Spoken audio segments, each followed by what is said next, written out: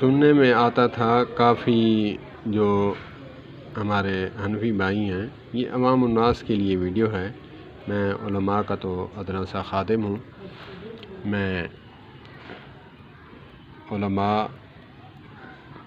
کا طالب علم ہوں، تو جب بات ہوتی کہ اکثر سننے کو ملتا کہ یہ جی قرآن حدیث کا نچوڑ ہے، قرآن و سنت کا فقہ جو ہے قرآن و سنت کا نچوڑ ہے، تو ہمیں بات سمجھائی جاتی کہ اگر قرآن و سنت کا نچوڑ ہے فقہ،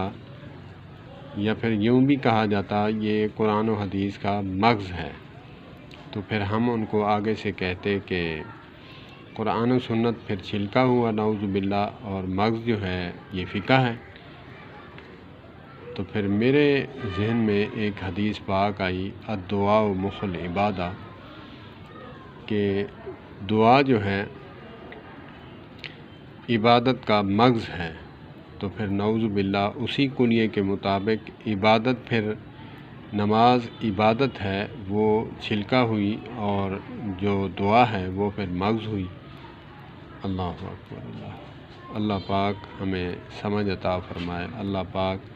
ہمیں جو ہے